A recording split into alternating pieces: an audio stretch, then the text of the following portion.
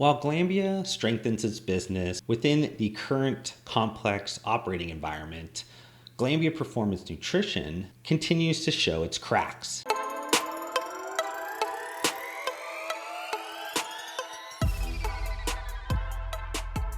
Let's jump into the financial information quickly, so that way we can get that out of the way and we can move on to some of my personal commentary, opinions, and insights on the global health company. For the financial sections, I will be also including some presentation slides that Glanbia included within the earnings call, so it's a little easier for you guys to follow along. The 2020 quarter 3 earnings for Glanbia is a little bit different if you guys remember some of the prior years or the odd quarters for Glanbia, and that's mostly because they're not traded on the American Stock Exchange, and because of that they have a little bit different of like reporting requirements, and they're not really breaking out revenue numbers in the odd quarters, so there's just going to be like a year over year comparison on some of these numbers. So we're going to exclude the 53rd week. That's a little bit different from a comparative standpoint for Glanbia on a year over year perspective. We're also going to take out any of the acquisitions, and I'll use this kind of uniformly across the video just for comparison purposes. So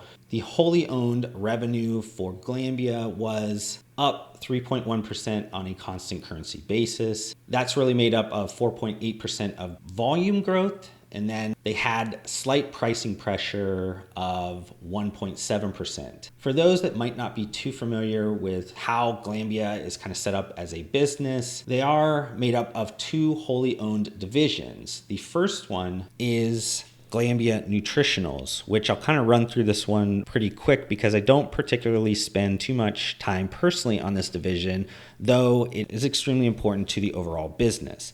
Now, Glanbia Nutritionals is made up of 2 kind of subdivisions. You have the US cheese business and then Nutritional Solutions. This division as a whole was up 10.9% year over year from strong pricing increases and slight volume increases. Now, they also finished up one of their acquisitions, Foodarom, which is a Canadian flavors business, but as I said, that was not included in the growth of this division. Now, moving on to the other division, Glanbia Performance Nutrition. This is where I focus the most of my time. For this number, we're similarly going to exclude the impact of the 53rd week for comparison purposes and declines in the North American contract business, which is currently being exited at this time.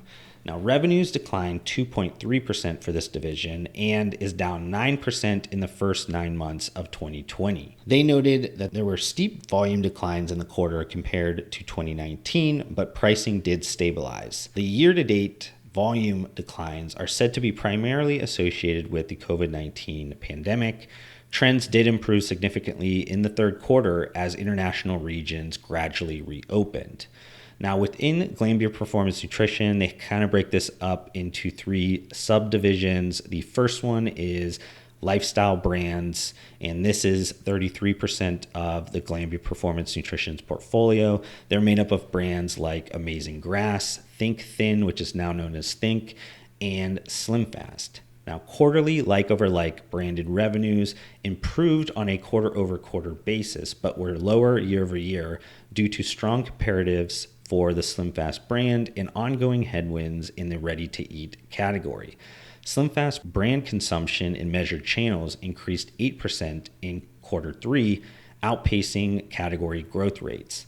The Amazing Grass plant-based brand continued to deliver a good performance with strong demand across mass and online channels. Think is currently outperforming the ready-to-eat category, but headwinds continue. The performance subdivision, this is made up of 37% of the portfolio and includes the brands Optimum Nutrition, BSN, and Isopure.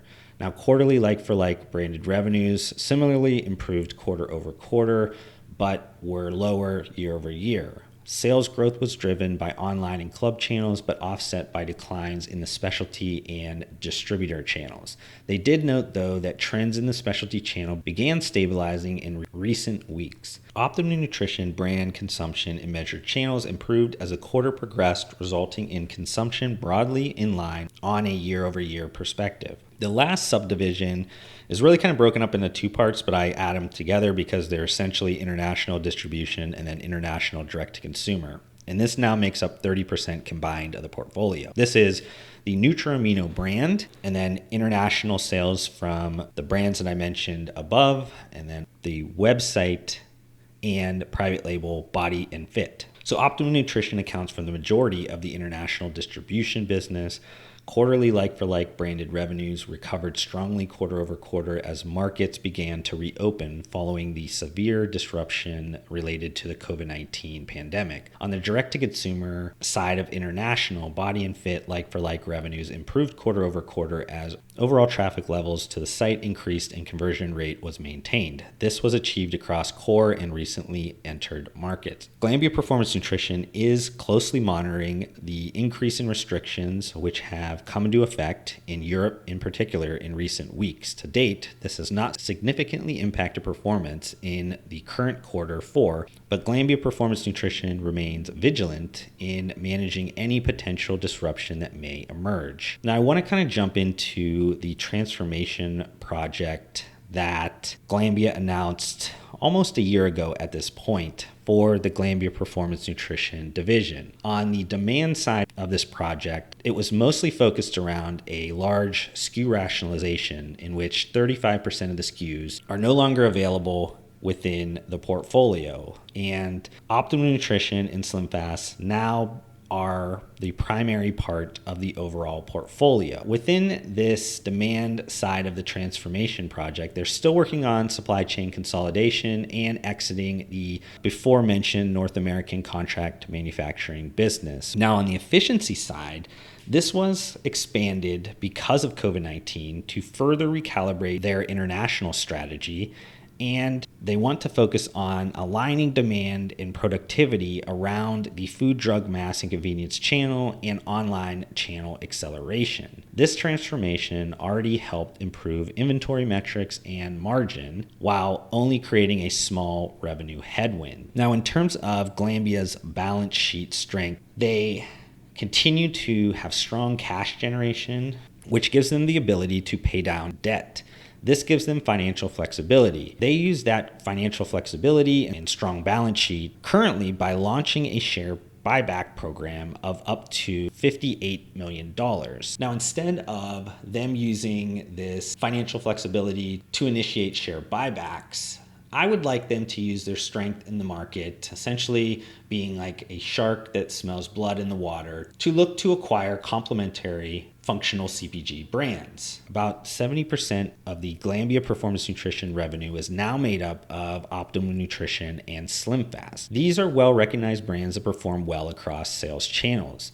An important point is that Optimum Nutrition and SlimFast are not similar, and they don't necessarily cannibalize one another, which is a major problem that I'll circle back to in the next part of this video. Taking the information that I kind of just mentioned around complementary product offerings and making sure that brands and products don't necessarily cannibalize themselves very much, I think this would be an interesting time for Glanbia to look at Danone and their interest of selling off their Vega brand. Here's why I think it works great for Glanbia. First off, there is a portfolio fit. Glanbia does not have a plant-based focused brand within their portfolio, unless you consider Amazing Grass. But to me, I kind of categorize that as a greens plus platform. So greens plus protein, greens plus this. That's kind of how they're building that Amazing Grass brand. Now, they've also tried to launch plant-based SKUs across their Optimum Nutrition brand and a few other of their Glanbia Performance Nutrition brands, but they didn't particularly perform well. Secondly, I think there's an operational fit. I believe Glanbia is extremely good at taking large legacy brands within the functional CPG category and running them through the Glanbia game plan, the Glanbia procedures, processes, and we'll get extreme efficiencies out of them, and we'll be able to slightly remake them in a way that creates growth within the brand. I think a great example, the most recent example, is SlimFast. They can replicate that with Vega. Now, yes, Glanbia would have to trim a lot of like the product fat of Vega, which I believe they've gotten a little bit lost and kind of went all over the place in the last few years, which I attribute mostly to probably sloppy leadership and ownership from Danone. It's really a rounding error for Danone. They don't care too much about Vega. I also think that's caused Vega to really be complacent in their early market leadership within the plant-based category. Now,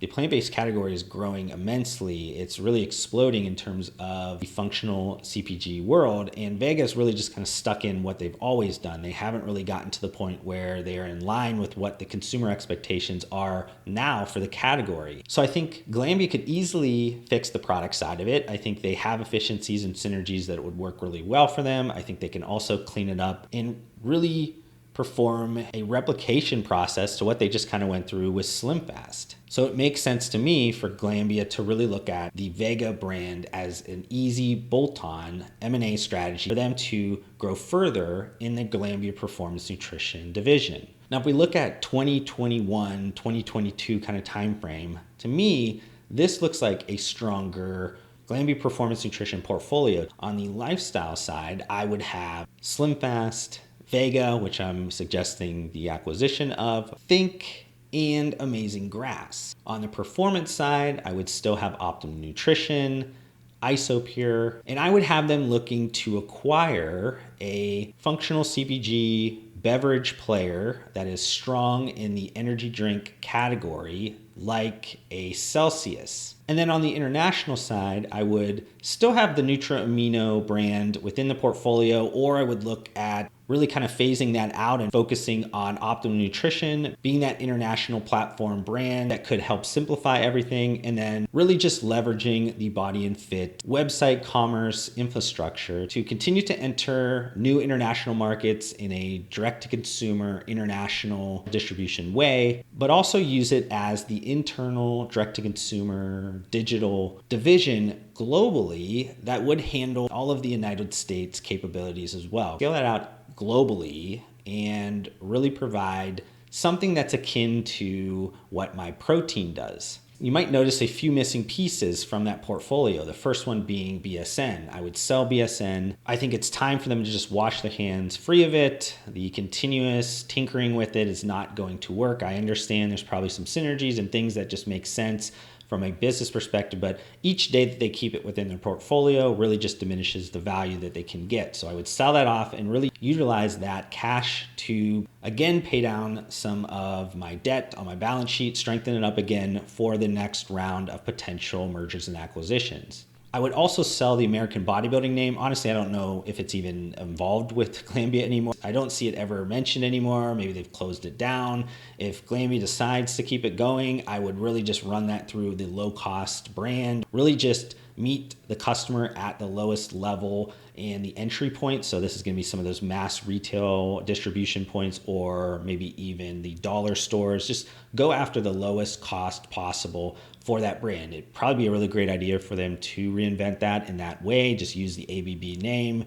But maybe it's more of a distraction and they should just sell it off for pennies. And then I did mention around like the NutriAmino brand, if you'd sell it, I think you could probably simplify the portfolio and just utilize Optimum Nutrition. A lot of the cases where NutriAmino products are currently stocked internationally, but maybe there's something there that I'm missing because I'm in the United States and I don't necessarily see the NutriAmino brand. I'd be interested to hear what you think Glanbia should do next. So make sure you guys are dropping a comment on this piece of content or reaching out to me on any of my social media platforms. Thank you so much for watching this video. If you want to help support me, make sure you guys hit that thumbs up button on this video. If this is the first time you've been introduced to my videos, would love for you guys to be a part of my community by subscribing to my channel. I upload several videos just like this weekly. And if you guys want to connect further outside of this platform, I do include all of my social media links down below. I just want to thank you guys again for your time. Hopefully I gave you some value in return, and we'll see you guys on the next video.